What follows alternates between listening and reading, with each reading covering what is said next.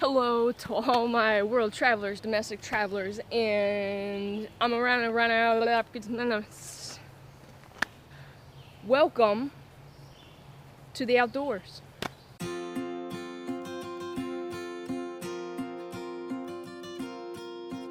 I'm going to let you guys in on a big secret. Shh. The outdoors is for everybody. Let me say that again in case you didn't hear it. The outdoors is for everybody. I know plenty of people, and I have even been there myself, which I have repented my ways. Some people believe that there is a such thing as an expert hiker. There's no such thing.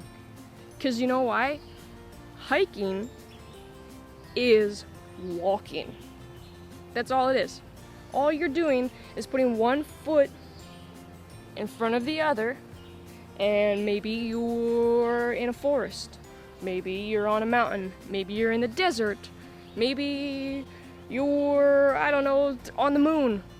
Okay? It can all be hiking because all you're doing is walking. This is not saying that you should just go ahead and start climbing Mount Everest. There are certain skills and equipment that are needed for certain walks. You have to always be prepared, and that's always the biggest step.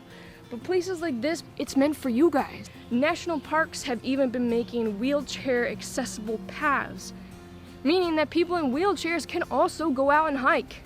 Have I made my point yet? With that whole rant over for now, let's get into this new series, Hiking 101, which I guess technically can also be labeled Walking 101. In this series, I'm going to go over some of the basic knowledge and skills that will help you be prepared for different types of hikes so that you can go out into nature, in the outdoors, and walk. This first video is going to be about these little blue guys on the tree behind me. These are called blazes, or trail markers. Any walk that you're going to go on that's in a national park, in a state park, on a preserve,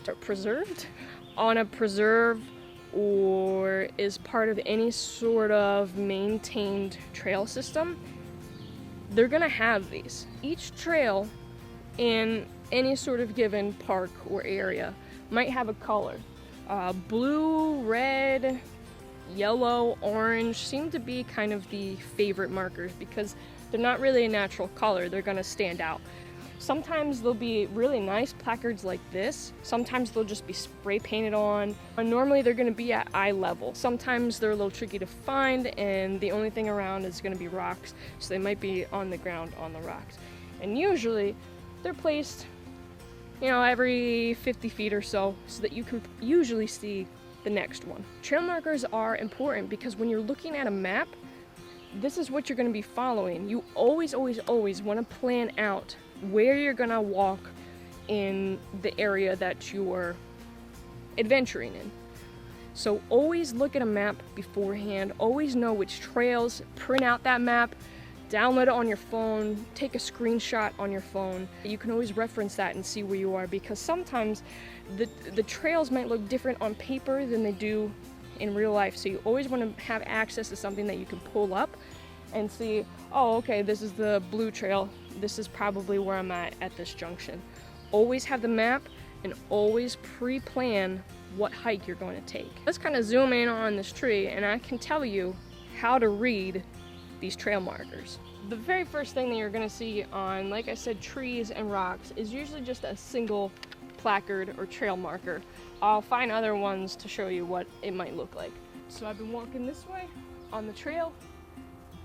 There's just a nice marker that says I'm on the blue trail, and I'm going to continue walking in the direction that I'm going. But this one is kind of a special one, and anytime that there's going to be two markers on it means that the trail is going to be taking a turn. If we get rid of this one and we just see the middle marker and a marker on the left, that indicates that the trail is actually going to be taking a turn towards the left. Always be conscious of that, because if you keep walking straight, you're going to lose the trail. Conversely, if this one's covered up and you got the two trail markers in the middle and to the right, it indicates that the trail is actually going to be taking a right.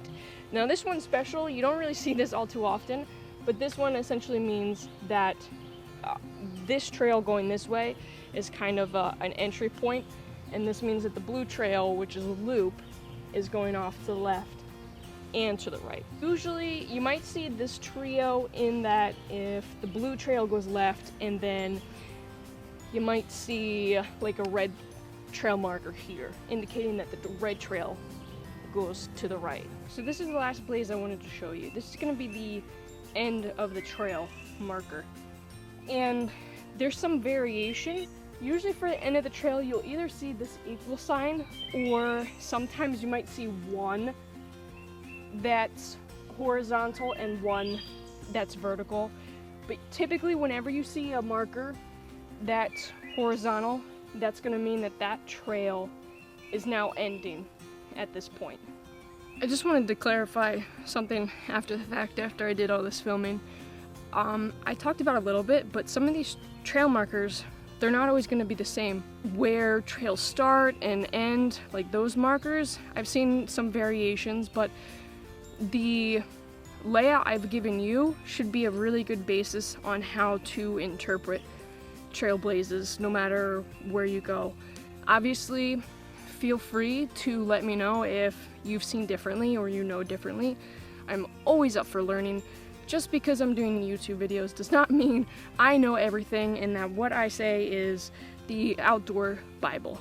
I'm learning along with you guys. This is just what I know and what I've learned, and I want to pass it on to you guys. So hopefully this explanation was, first of all, good, and that it was helpful.